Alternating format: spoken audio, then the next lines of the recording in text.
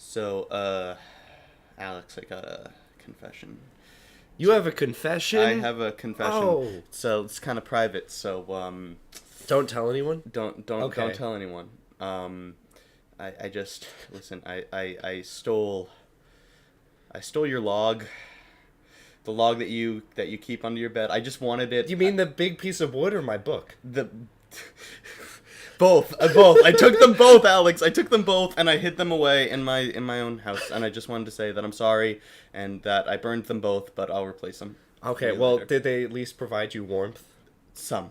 The log providing you warmth in the physical sense, and the log warmth in the sense that you felt the comfort, the words of another man? Actually, it was quite the opposite. Oh, so the log... Quite the log performed emotional comfort. You're like that lady in Twin Peaks who walks around with the log everywhere? I'll pretend I've seen Twin Peaks. I've never seen Twin Peaks. Oh, well, there's a woman... And she just cradles a log everywhere like it's creepy. A dog. That's creepy. And she just, she talks to the log. Welcome to this Twin Peaks podcast. Yes. Welcome back to the weekly Undertaking. It's not a Twin Peaks podcast. This is the first time we've ever talked about Twin Peaks, and might be the last. Yes. Well, we'll watch it eventually. It's real good. I'm sure it is. My name is Mike. I'm Alex. Hi. We are your hosts. Welcome to episode 5 of the weekly episode already. It's the 5th episode. You like that little thing I just did? Like, we talked about it beforehand. We were like, oh, this is episode 5. That's crazy. Yeah, and now it looks like it seems spontaneous and seamless. It's quite seamless. Michael, what did you do this week? Because we did very different things this week. We did do very different things this week. The same. Our challenge this week was to watch movies from a genre we despise. And since we are very different people, yes, apparently, we watched two very different types of movies this week. Me being the alpha male of the group, apparently, I watched romance movies because I typically would not ever watch any of those movies. And Alex, you watched. Me being the theta male, watched. The theta male. You skipped a few letters of the Greek alphabet. Gamma. I'll be the gamma male. Okay, cool. Because it sounds cool. Okay. I watched horror movies this week. Okay. Because I didn't think I could handle that before this week. And let me tell you, I really like horror movies now. Well, you do. I always liked horror movies, but I never thought I could watch them. Right, because they're scary. But no, it turns out I can handle them pretty well. Really? Okay, good. So so tell me more. What movies did you watch this week? I watched we talked about a bunch last week that we did. I had to watch. So those I watched. A Quiet Place, Train to Busan. Yeah. Which was I will talk about it more later, but that was my favorite movie. It's a horror movie, but it's beautiful. It was so good. Yeah. And The Shining. Okay. And along with that, I watched Children of the Corn. Ooh, I saw that movie too. That's terrible, but it's great. Okay, it was terrible. Yeah. I was expecting great things. Okay. And what else? The Conjuring. Oh, I haven't seen that one. Yes. It's supposed to be That one was pretty scary. I think that one was hyped up a lot more than it actually was. I wasn't actually genuinely scared. Okay. Well, no, that's not true. But a lot less than you thought it would be. What I mean, I was expecting to be more scared. Okay. But it wasn't terrible. Okay. I could do it. And what was your last one? Shit. You know what? Did you only do 6? We recorded on Sunday last week. No, you're right. I got messed up. You're right. I did too. That's okay, because I only ended up watching 5. Well, oh, dude. You beat me. You beat me. Well, there was a 7th one I wanted to watch. And I'm definitely going to watch it now, because it was kind of like a transitional period for me where it was like, you can do this, so if there's a horror movie that interests you, you can watch it.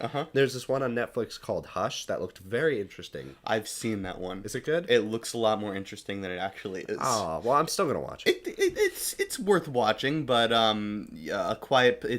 Hush is kind of like A Quiet Place in that it deals with the silence of it, because the protagonist is deaf and you can't see but A Quiet Place does the quiet thing a billion times better. Cool. I definitely have a lot to say about that movie in particular, but first I want to hear about or hear the movies that you watched this week. Okay, so my intention was to watch 6 movies because, like you said, Sunday screwed us up.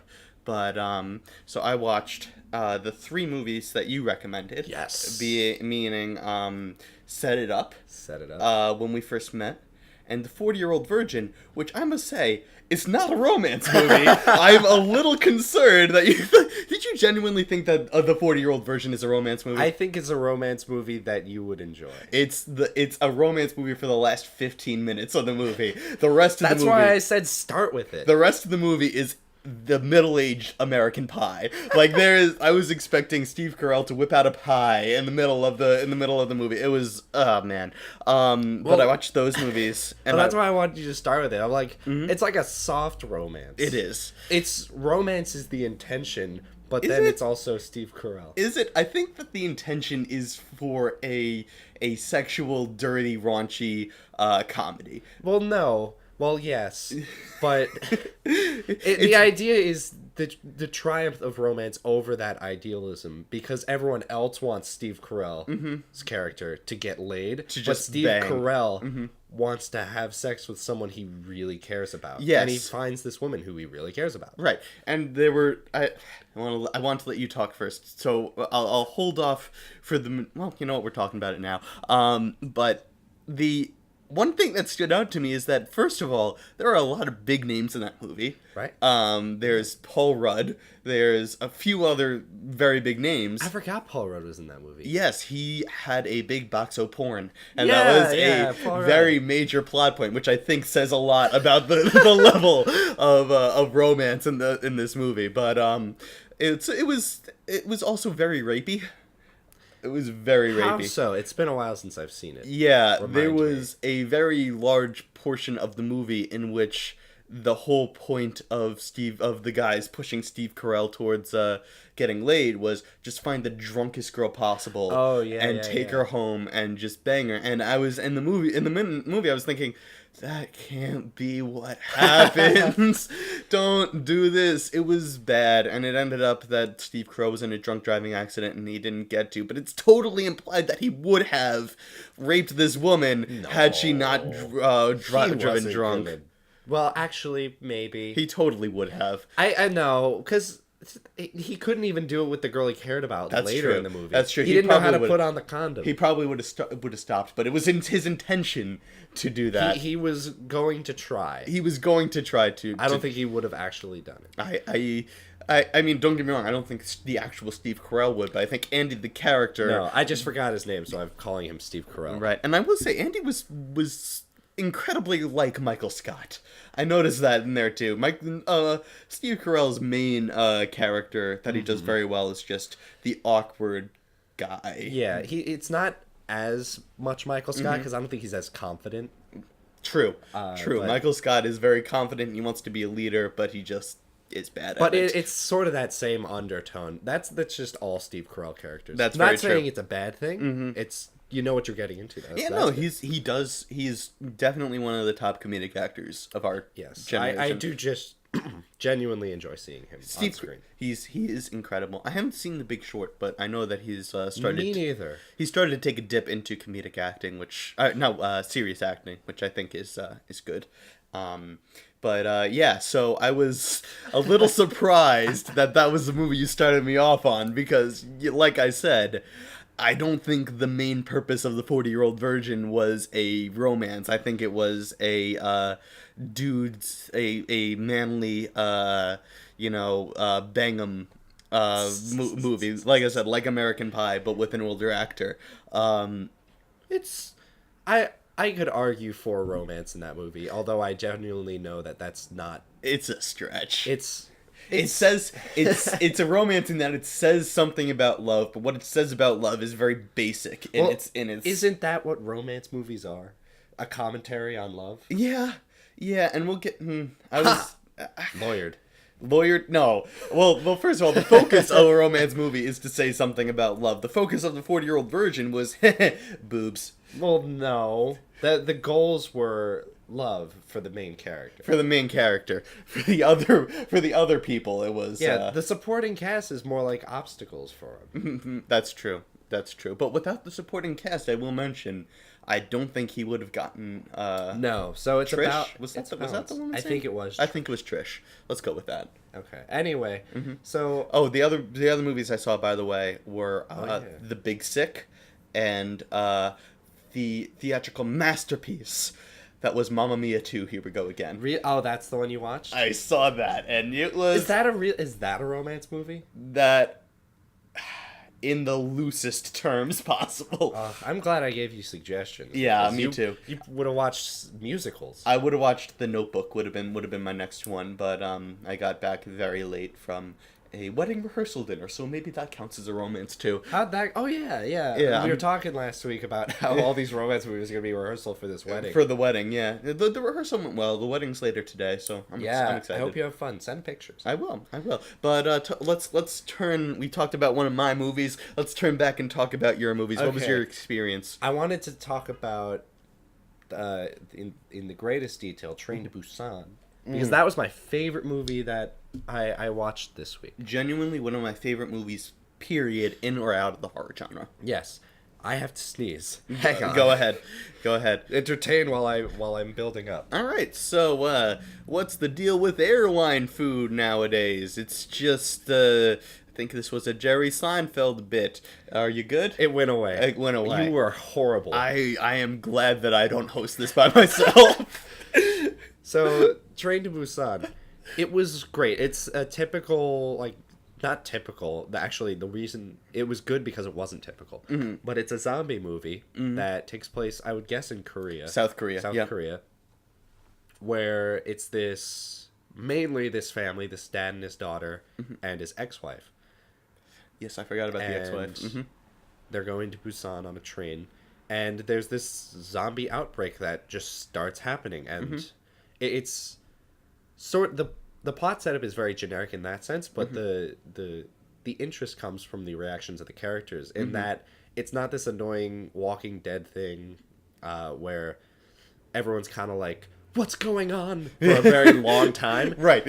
Everyone notices like something is wrong. Almost immediately. Yes, and then they're like, okay, we need to figure out how to not die. How to survive this thing. They board up the wall. They discover the zombies aren't aggroed when they can't see them, so they play to that advantage in the dark, where they play sounds on the other sides of the trains. That whole tunnel scene So was great. Incredible. There are some good action scenes That in is this. storytelling without using a lot of words. Yeah, exactly. And I was just enthralled by that scene. So there's the genuine like intelligence of the characters is very real to what actual people would have done.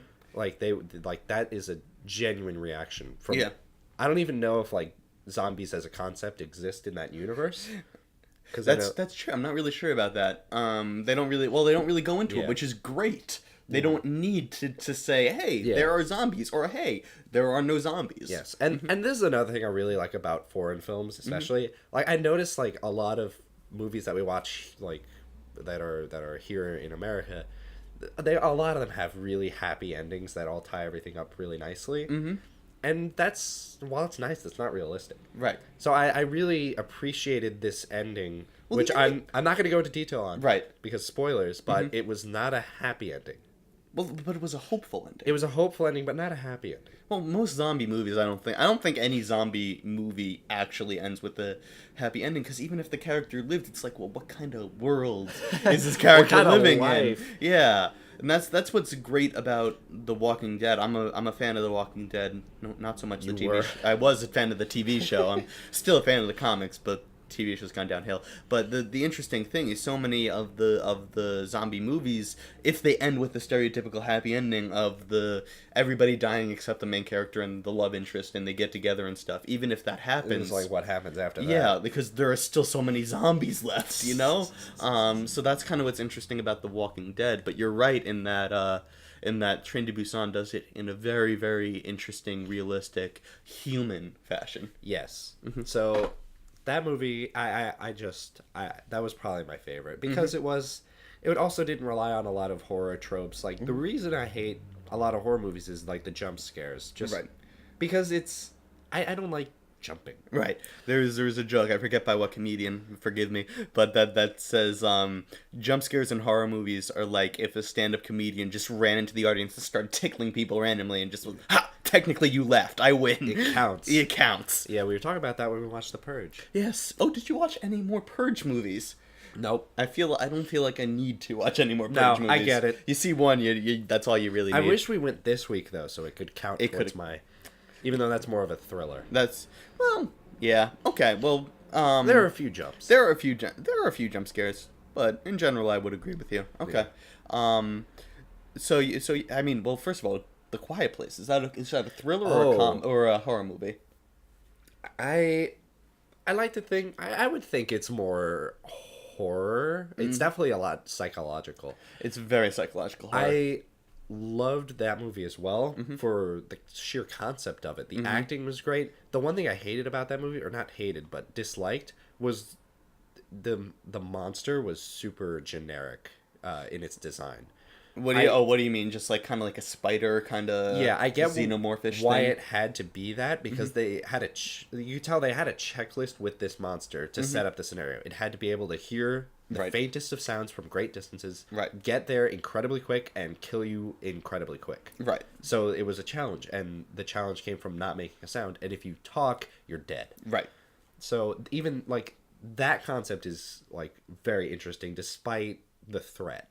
So the threat itself, once you saw it, that was like okay, but the actual like fear of sound was the much more interesting thing about this movie. Yeah, that's true, because it was always like you obviously saw it at home. It's not in theaters anymore. Yeah, but I saw this movie twice in theaters. Must have been intense. It was the movie begs to be watched in a theater, because it's just like hundreds of people in a room, and you can hear a pin drop. At one point, a phone went off, and everybody audibly started just like breathe, like the phone went off. Everybody jumped, and then there was just an audible sigh of relief when they were just like, and then they kicked the guy out. But can I tell you something funny? What? When I was watching this, there was like no sound for the first like minute, and I was like, wow, there's like no audio. And it was like, nope, I just had it on mute. but I didn't question it.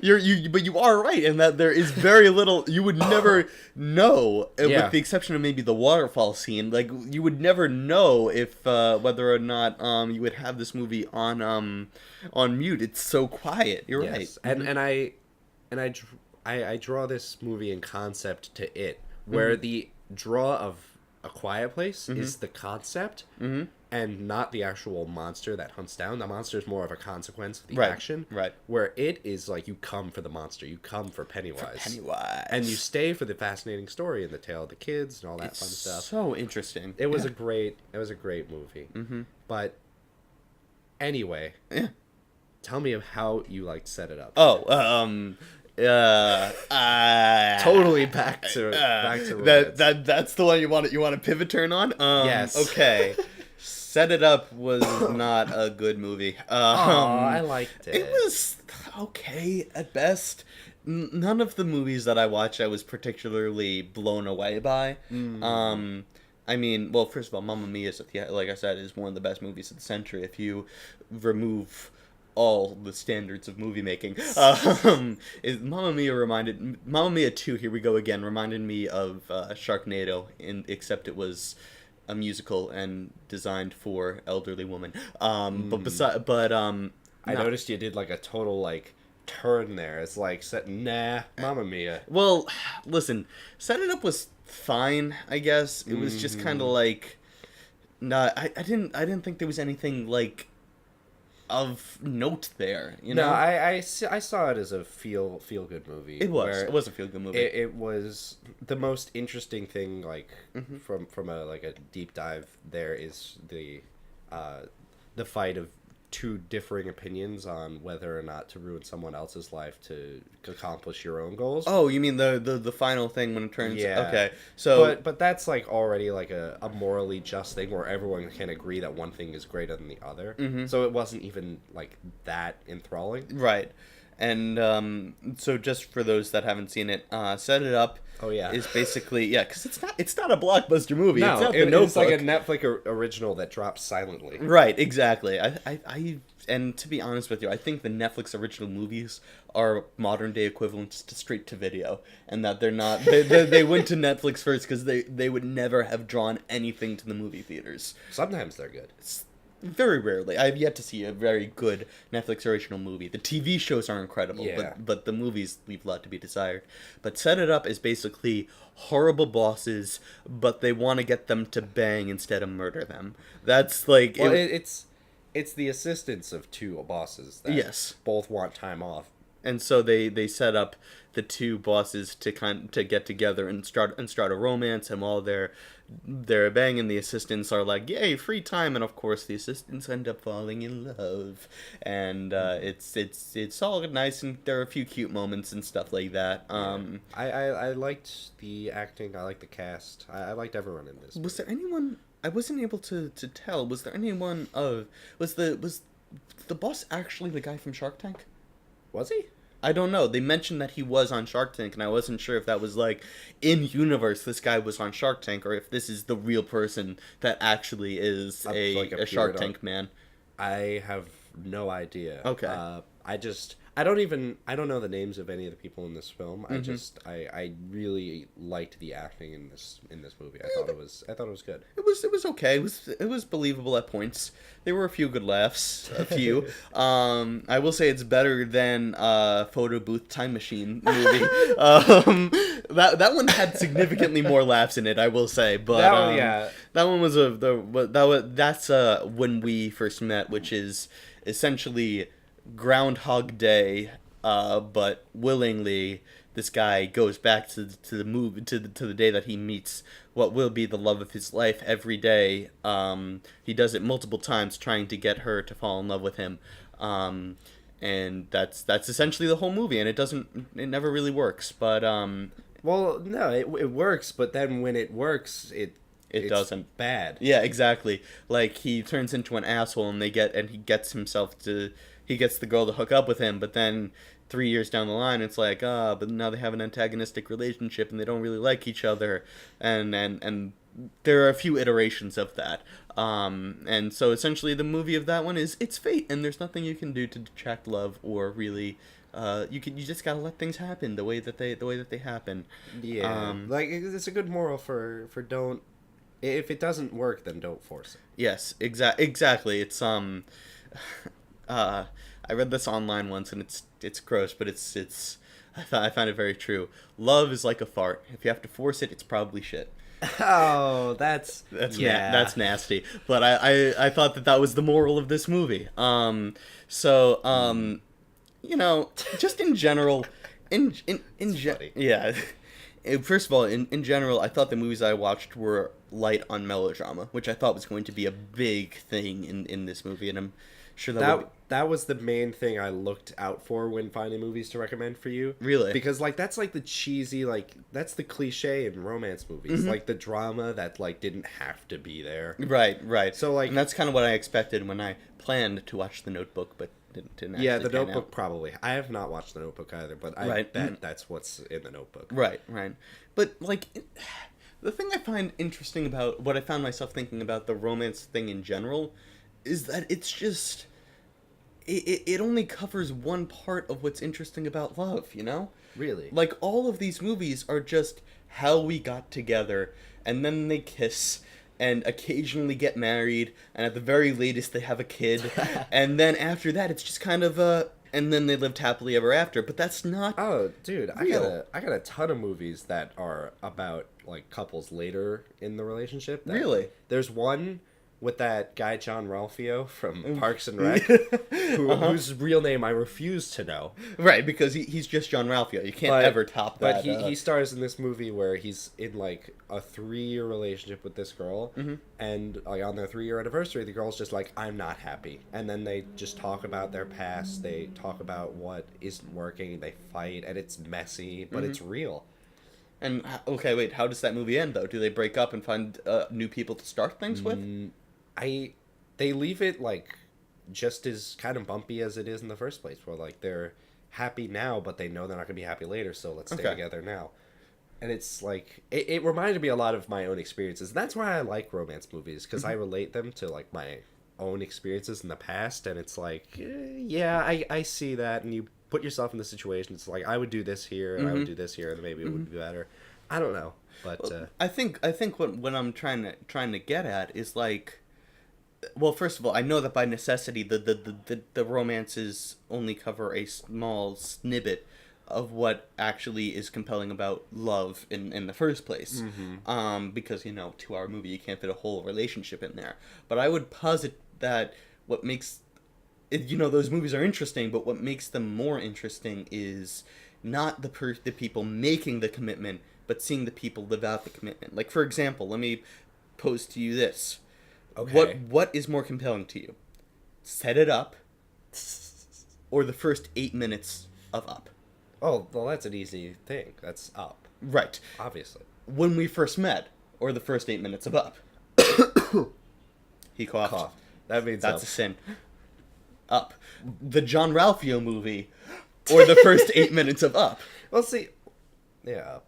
Yeah, and the reason for that is because it shows a sure they show the beginning of the relationship like when they were kids, but what makes that interesting is you see those people with very few words going through the different stages and the different struggles of life. And the only Yes. movie that I watched that came close to that was The Big Sick, which was an amazing movie, in part because Kumail Nanjiani is one of the funniest guys that's out there today, and in part because it's a real story. I don't know if have you seen The Big Sick? Nope. It's about it's deals with a lot of stuff. It's Kumail Nanjiani's actually his love story as to how he met his wife. They started dating, and then she got sick and went into a coma, and then it's she went into a coma shortly after they broke up, and it's Kumail trying to make friends with the family, and also he's from Pakistan, so trying to shirk off the arranged marriage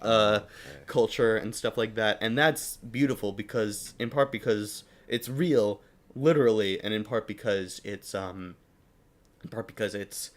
it deals with the struggles that really come during love. And I think that a lot of romance movies are geared towards feeling happy, and that's not bad, but it's what makes it interesting is seeing people struggle together, and that's kind of what I think is missed in a lot of the movies, at least that I watched. That's fair. Mm-hmm. Yes, I think a lot of romance. Because when people go out to make romance movies, it's the idea is the love story. Mm-hmm. It's like the happy ending, the meeting, the meet cute, where it's like an awkward interaction at first, and then they can't stop thinking about each other, Right. and stuff like that. But there's like a whole like chapter. That's like chapter one in like a book. Right, exactly. Like, I mean, you see those couples that are together 50 or 60 years, like, that There's are... like, you got some interesting stories in there, I bet. Yeah, and I'm sure the way that they met is definitely beautiful, and I'm not saying that that's a bad part of love, but what I want to hear about is beyond that, is the tough times that they went through A lot of together. people meet a lot of people. It's True. the people who stick together who are, like, interesting. That's very true. And also, like, in these movies, I noticed that a trope is you have to break off an engagement. You have to break off a relationship to get with the person that you're really meant to be. Mm-hmm. And in that case, it's like, is this relationship, are we really meant to believe that this relationship is going to last? Like, or that it's better than the relationship that currently is existent. Right, because it seems like the promise that they make to each other is only relevant until something better comes along. And so that's another problem. I think that the problem with romance movies is, well, it romanticizes love, when I think that part of the beauty of real life romance is that it's not always beautiful all the time. That's my spiel as to why I was not disappointed in the romance movies that I watched, but I felt that they left something to be desired. That's all. That is fair. I sorry, water, after sitting here in silence for like a few minutes. We're learning. we're learning to podcast. Go on. No, I said that because I needed more time to think of my rebuttal. Okay. But I don't even think I have a rebuttal. I think it's more along the lines of, yes, I agree. But in the sense of sometimes that's what you want in a movie. That's true. That is true. You know, like I was building like all this furniture, as I mentioned last week, and I put on romance movies because I didn't have to really pay attention. Exactly. You kind of know the general ebb and flow of the plot. It's good sound, and it's like cough. It's good sound, and it's a story that I like and can feel good about. Yeah, and exactly. It's not all of them are complex. In fact, most of them aren't. But sometimes that's what you want. I think romance movies are also great for like group watching. Like, dude, you should get like a couple like friends together and like get like a pizza and watch like a just kind of shitty romance Just movie. roast the shit out of it together. That's fun. Yeah, that's the okay. reason I love B-list horror. Right. Okay. So you watched a lot of A-list horror. Did Yeah. you? What was? Okay. So we briefly talked about it. We talked about The Quiet Place. We talked about Train to Busan. What was your opinion on The Shining and The Conjuring? Yes. Also, note, I didn't watch B-list horror because I didn't think that would count because I genuinely love B-list horror. Really? Yes. So like what? Scream and The Nightmare on Elm Street and stuff like And that. Sharknado and Zombievers. And Okay. Mm-hmm. Zombievers is great. Zombievers is. I've only seen a little bit of it, but I think that's all you need to see. Yeah, you get it. Yeah. You get it. Which one do I want to do first? I'll do The Shining first. I've Okay. seen that one more. I saw that one yesterday. Okay. And that one was awesome. Like, it was such a weird, like, movie. That's a classic Like, movie. Yeah. I have not read the novel, and you mentioned that Stephen King does not like the movie iteration. Right, and we'll talk about why later. But go on with your impressions. I loved the idea of isolation being one of the causes to insanity, or rather the undertone of this film, because it was also like ghosts and stuff or whatever. Yes, very briefly. Yes. But just the guy being driven to sheer madness by like just being Not there. being alone with your own mind. And like you go into this movie like knowing that this guy's kind of a shitty dad and He's not the bad best husband. guy. Yeah. But like he's like redeemable. Like you go into this like thinking like maybe like he'll be cool at the end. Right. It's like no, he died. He does. Spoiler alert, but it's a 36-year-old movie. Exactly. So Exactly. It's your own fault. He murders his family with an axe. He tries. He tries to murder his family with an axe. Yes, and you got the famous excuse me, famous scene, here's Johnny. Exactly. And seeing that in context is nice. Although I do not get why he didn't go for the kill just there. Just While he had her. Why he poked his head through the through the door and just and did the Johnny Carson intro. Yeah, well, yeah, but then you know why he backs off, because she swipes him. Mm-hmm. But then it's like, dude, try again. Right. Mm-hmm. Like this is the one time where it's like he's got her. He could end her, but just doesn't. You're right. You're right. Now, But I loved it. There was a lot. I'm gonna keep going. Yeah, no, go. Don't let me interrupt you. Yeah.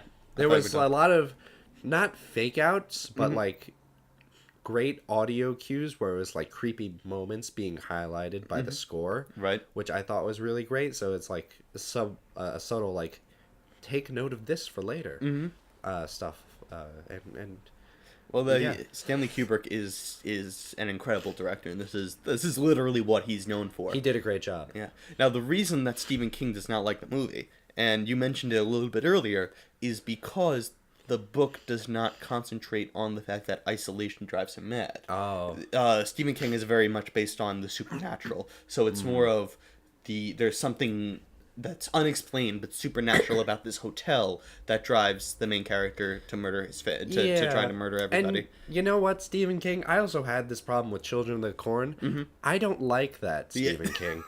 I am much more fascinated with real things that drive people to do horrible things. Like Children of the Corn, I'm also going to talk about here. Yeah, definitely. Like the kids. That's the also a Stephen King book. Yeah, I don't know if you know. I know. Okay, gotcha. That's why I'm talking about it, Good. Stephen. The kids, the kids in that book, in that movie, form a town, kill all the adults, and take over for this Lord, this savior that they pray to and that they kill for.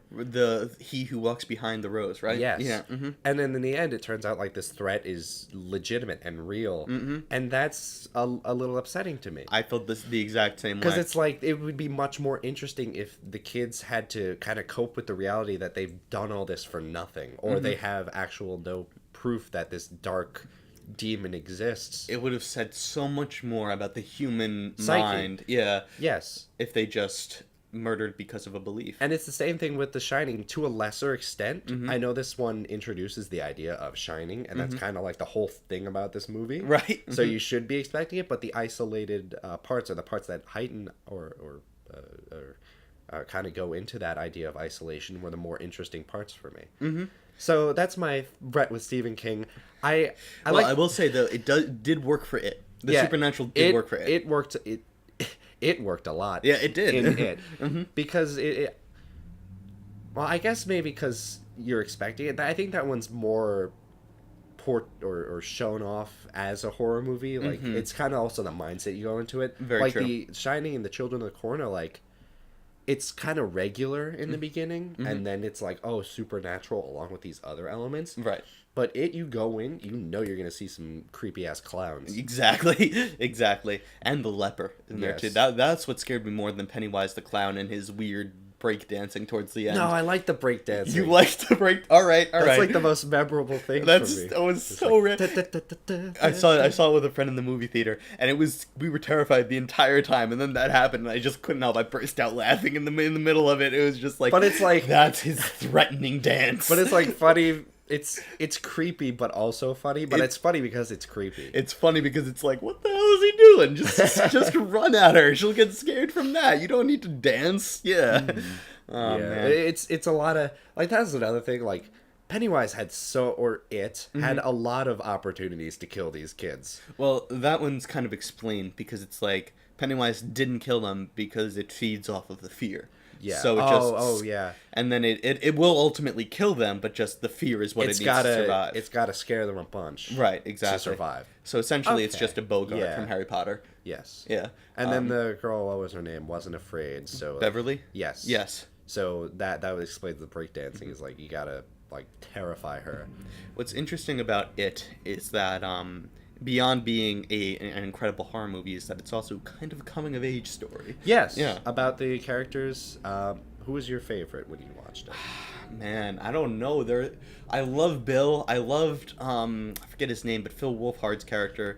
Richie. Yeah, I think it was Phil Richie. Wolfhard was my favorite as well. Yeah, it's just like his line at the end is just like, Bill, we've gone through all this shit for you, and now I'm gonna have to kill this fucking clown. That's the best line.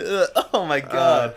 Yes. That's great. I loved that character specifically, all those one-liners. Yeah. I have not seen Stranger Things, but now I kind of want to just for him. Oh, dude, you gotta watch Stranger Things. I will. It's scary, but it's beyond the horror thing. That's really good. That's really good stuff. Great. And then, real quick, I want to talk about my sixth movie, The Conjuring. Ooh, yes. Because that was, at one point, when did that come out? It was like the pinnacle horror movie for a while. I don't know when it came out. Oh, like at least 20 years ago, maybe 30. Yeah. It's the effects were pretty. You know what? I'm gonna looking. I'm gonna look it up. You Okay. talk. I'm gonna look it up. Okay, so because I remember like it came out before all of those movies with the house and the haunts and the like every other horror movie became that. Because this was the movie that kind of was like, ooh, look at this. But it's like it's a typical. Well, now it's typical. Back then, I guess it wasn't as typical. Right. It's this old creepy house. Family moves in. There's a ghost or a demon haunting the place. They call ghost catchers. He possesses the wife, and it's just a bunch of creepy, scary imagery and jump scares. There's a lot of substance here. I'm just trying to summarize for the sake of time. It genuinely was terrifying and interesting. I'll be damned. It came out in 2013. There you go. It's set in the 70s, so that's what I was thinking. But wow. Okay. Yes. So 2013, and then I feel like right after that we got like a bunch of like House in the Woods stories. Yes, very true. Of absolute terror, but that's a bit of a trope. Yeah, but you're right. yes, I think this movie kind of started that trope, or helped start it. It's the pinnacle of that trope. You're right. Yes, because it's like that's a better way to put it. I have not seen The Conjuring, but it's essentially like demons and ghosts and stuff. It's like when you watch it, it's like the most typical like horror story, but it's done well. Good. Okay. And I think that's what's important, and that like goes to show you, or shows to go you. It shows to go. Yeah. Like a typical storyline can work very well if it has a few tweaks to the system and is acted well, and there's like a lot of care put into it. And that's my basic review of The Conjuring. It sets up Annabelle. It does. And now The Nun, I think, is spinning off of that universe too. Yes, Yeah. I have not seen either of those. Well, The Nun hasn't come out yet. The Nun will come out in a couple months, I think. Yeah. I might see those movies now. As The Conjuring definitely wasn't the most memorable movie I've watched this week. No, I don't. I think that all the other movies that you watched were incredible beyond what normal horror is. Yes. And I like normal horror. And then The Conjuring is like good typical horror. I liked it. Yes. Yeah. From what I've thought. Good typical modern horror. Exactly. Excellent. Exactly. All right. Well, I think that we both gained a lot from this movie watching challenge. Do you think you'll be giving romance movies a chance in the future if it looks interesting? It depends on the movie. I'm not gonna lie to you. I think that I'll watch The Notebook because I kind of want to see. Now that I know that the movies you gave me were not typical romance movies, I kind of want to see the normal romance. Yeah, let me know. Yeah, but beyond that, well, I'm definitely changed. Good. I would definitely go see a horror movie in a theater now. Good. That's good because It Part 2 comes out in a few years. Sweet. Yeah. I'm there. All right. I'm there. All right. So yeah. All right. Time for picking. Well, should we tell them about the breaking out or later? Well, we mentioned it, so now we can. Well, yeah, you mentioned it. The next 2 weeks, we're not going to have any weekly undertakings. That's true. I am sorry for all of you loyal listeners, but we'll be taking a 2-week hiatus while we enjoy. By the time you're probably listening to it, this is probably like you're probably listening to this way into the future, where the 2-week hiatus has already happened. So just click on the next episode. Exactly. But for those of you here and now, we might as well pick from the picking bucket now. So here you go, Mike. Would you like to do the offers? There's only a few left, and then we got to refill. Yes, all right. Let's see. Straight past video. Oh, man. Oh, this is a tough one. I don't want to do this one. Neither do I. We cannot watch videos for a week. That includes Netflix, YouTube, DVDs. Basically, if it's on a screen and it's moving, you're breaking the rules. I disagree with that. Because I think video games would count. Would be okay. Okay, I was gonna ask. Can we exempt video games? I think so because that's not the point is not watching videos and that's no videos, no television stuff. That's good because I literally just got the SNES Classic the other day. Yeah, that's right. It's right there. That looks that old school gaming is awesome. Yeah, so if I have that, I'll make it through the week. Exactly, and I don't know what I'll do, but podcasts are on the table. TV is not. Regular movies are not. Yeah, this is a good follow-up to this week. Yeah. Where all we did was watch movies. And now it's just, that's rough. This is going to be bad. Man. So, okay. Join us next time for this continuation of a strange week. Yes, thank you very much. Thank you very much for joining us. If you have any suggestions as to weekly undertakings for us to undertake. You're right. That Weekly undergoings to undertake. That any combination of that. Please email us your suggestions to it's the oxymorons at gmail.com. That is correct. I should check that email. Yes, we probably should. Thank you very much for joining us. Is there anything else that we should mention? No. Okay. Well, wait. Go on. Okay. Well, please join us again in 2 weeks. Until then, don't forget to challenge yourself and try something new. Are we gonna do like that double? Like, are we both gonna do like half of that each time? I think so. I think that works. It's right. a 1-2 punch. It's like super like cheesy. It's cheesy, but yeah.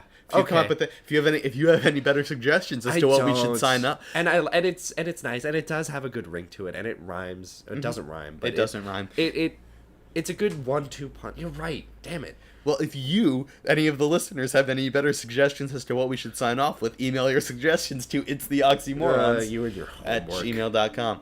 I don't know. I like it. I do too, but it's also like, all right. Well, I'm mad you came up with it. All right. Well, okay, bye. Goodbye. Thanks for joining. Bye. Okay.